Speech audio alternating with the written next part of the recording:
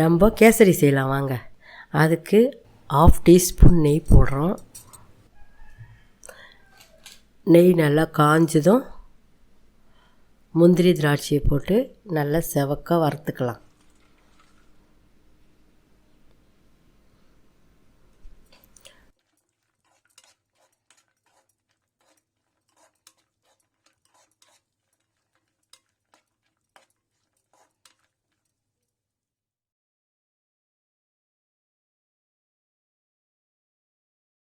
நல்ல பொன் வறுவலாக வறுக்கும் பொழுது திராட்சைலாம் குண்டு குண்டாக வரும் பாருங்க.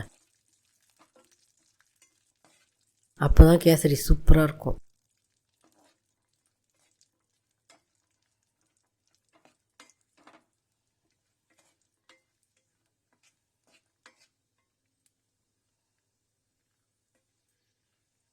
நம்மளுக்கு வறுக்கிற பதமே திராட்சை குண்டு குண்டாக வர்றது தான்.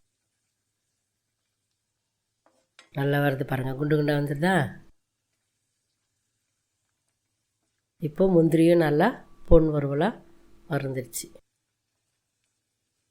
நம்ம வறுத்த ரவை தான் போடுறோம், கடையிலேருந்து வாங்கி வறுத்த ரவை தான் போடுறோம். இருந்தாலும் அதை நம்ம அந்த நெய்யில் கொஞ்சம் வறுத்துக்கணும்னா கேசரி கொஞ்சம் நல்லாயிருக்கும், ரொம்ப சூப்பராகவே இருக்கும். அப்படி இல்லைன்னா கேசரியில் எவ்வளோ எண்ணெய் ஊற்றி எவ்வளோ நெய் ஊற்றினாலும் அது ஏற்றுக்காது, நல்லா இருக்காது. இப்போ நம்ம ஒரு கிளாஸ் ரவையை போட்டு அதிலே நல்லா வறுத்துக்கலாம்.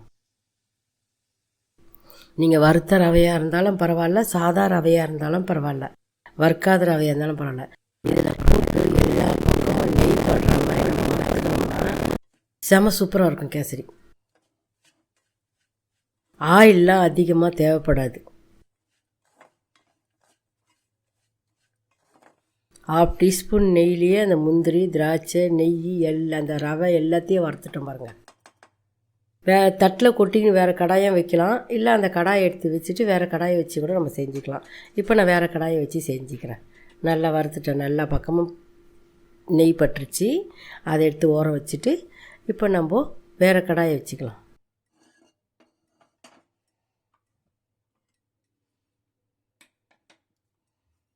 வேறு கடாயை வச்சு அது பாருங்க நல்லா வறுத்தாச்சு. வேறு கடாயை வச்சு ஒரு கரண்டி நம்ம நல்லெண்ணெய் ஊற்றலாம். கேசரி நல்லெண்ணெயில் செஞ்சு பாருங்களேன், செம்ம சூப்பராக இருக்கும் பாருங்களேன், ரொம்ப டேஸ்ட்டாக இருக்கும். நம்ம ஒரு கரண்டி நல்லெண்ணெய் ஊற்றிக்கிறோம்.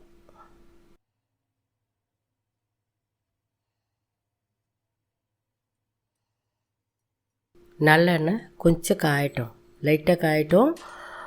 நீங்கள் ரொம்ப காஞ்ச பிறகு தண்ணி ஊற்றுனீங்கன்னா சடச்சடன்னு மேலே தெரிக்கும். அதனால் லைட்டாக கொஞ்சம் காஞ்சதும் நம்ம ஹாட் வாட்டர் ஊற்றிக்குவோம். கொஞ்சம் காயட்டும் இருங்க.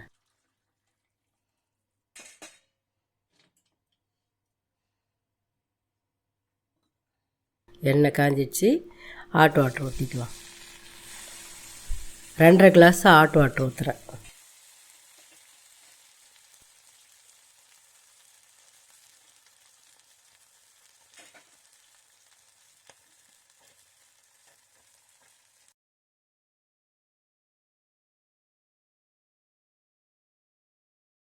ரெண்டரை கிளாஸ் ஹாட் வாட்டர் ஊற்றி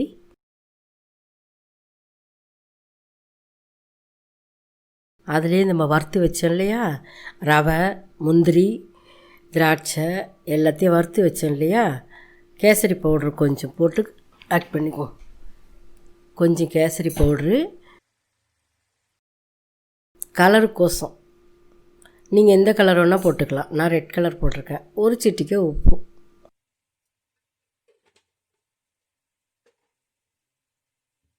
கொஞ்சம்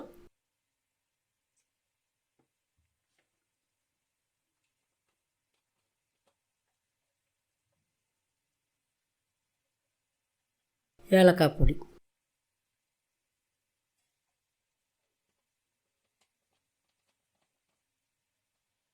தண்ணி நல்லா கொதிக்க விட்டு போட்டால் இன்னும் சூப்பராக இருக்கும். அதனால தான் கொஞ்சம் நல்லா கொதிக்குது. ஏற்கனவே நம்ம ஹாட் வாட்டர் தான் ஊற்றிருக்கோம், பட் ஆனாலும் நல்லா கொதிச்சா ரொம்ப சூப்பராக இருக்கும். இப்போ ரவையை போட்டு நல்லா கலரலாம். ரவையை போட்டு தண்ணி தாராளமாக வச்சுருந்தா கூட பரவாயில்ல, நீங்கள் நான் 2.5 கிளாஸுன்றது 3 கிளாஸ் கூட தவறி வச்சுட்டா கூட பரவாயில்ல. ஆனால் அந்த ரவை வேகிற அளவுக்கு நீங்கள் கலரும் போது ரவை நல்லா குண்டு குண்டு குண்டாக பெருசாக வரும். அந்த தண்ணி வத்துற அளவுக்கு அந்த ரவை தண்ணி இழுத்துரும்.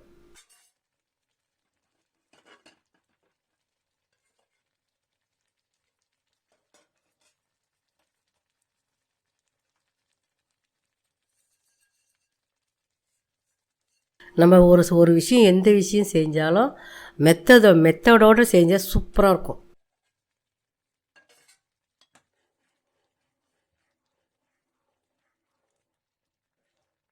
இப்போ நம்ம இதில் சின்ன விஷயம் என்னென்னா, அந்த முந்திரி திராட்சையிலே ரவையை போட்டு வருத்தம் பார்த்திங்களா, அதான் சூப்பரான மெத்தேடு.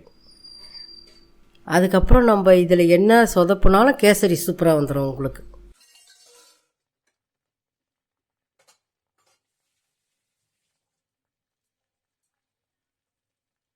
இப்போ நல்லா வெந்து அப்படியே அந்த கடாயில் ஒட்டாத பதத்துக்கு வர வரைக்கும் இது 2வது மெத்தேடு. இந்த தண்ணி கடாயில் ஒட்டாத அளவுக்கு நல்லா கலரிடணும்.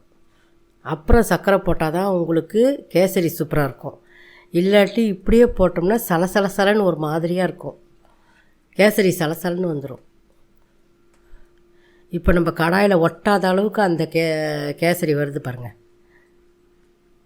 அப்போது அந்த தண்ணியெல்லாம் நல்லா வலிச்சிடுச்சு பாருங்கள். ஒட்டாத அளவுக்கு வருதா? இப்போ தண்ணியெல்லாம் ரவை நல்லா இழுத்து வெந்துடுச்சு.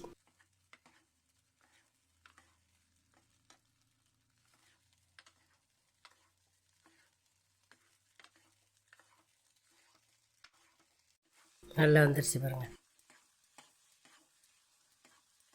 இப்போவே சூப்பராக இருக்குல்ல. இப்போ நம்ம இன்னும் ரவை சேர்க்கலை, இது சர்க்கரை சேர்க்கலை. இப்போவே சூப்பராக இது.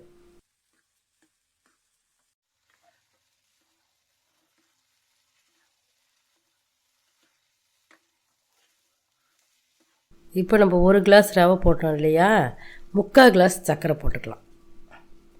1 கிளாஸ் ரவைக்கு 3/4 கிளாஸ் சர்க்கரை போட்டாவே சூப்பர் இனிப்பு.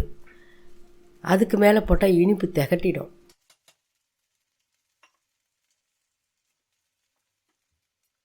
இப்போது உங்களுக்கு சர்க்கரை அப்படியே ரவை கரைஞ்சி கொஞ்சம் தண்ணியாக வரும். கைவிடாமல் கலருங்க, கட்டி கட்டியே ஆகாது.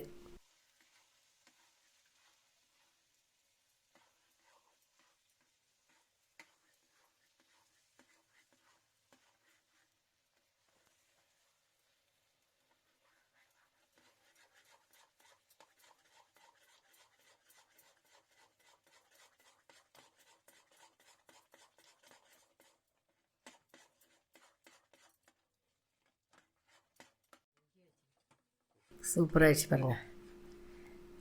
கைவிடாமல் கலர்னேன், சூப்பராகிடுச்சு. நம்ம இதுலேயும் ஒரு பாயிண்ட் இருக்குது. நம்ம கைவிடாமல் கலராமல் கொஞ்சம் நேரம் விட்டுட்டா கூட நம்ம ரவை நெய்யில் வறுத்த தொட்டு அது கட்டி முட்டி ஆகாது. இல்லாட்டி ஒருத்தர் ரவை கேசரி செஞ்சால் அதில் உருண்டையாக ரவை நிற்கும். என்னடா இது உப்புமா மாதிரி இருக்குதுன்னு பார்ப்பாங்க.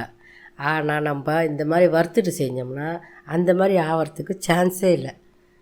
தெரியாதவங்க செஞ்சால் கூட ஈஸியாக கேசரி செஞ்சிடலாம், சூப்பராக இருக்கும். அது பாருங்கள், ஓரத்தெல்லாம் எண்ணெய் பக்கம் வந்துருச்சு.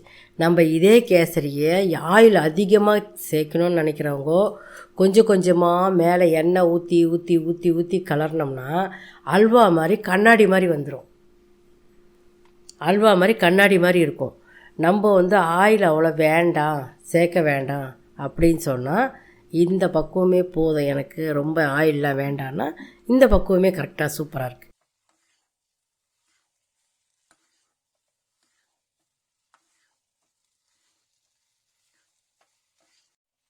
பார்த்தீங்களா, செம்ம சூப்பராக வந்துருச்சு கேசரி.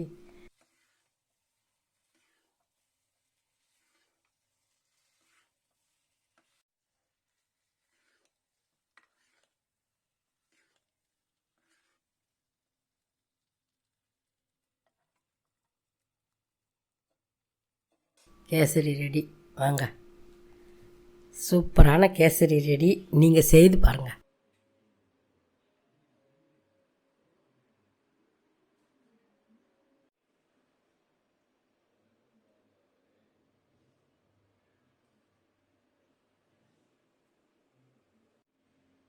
ஓகே.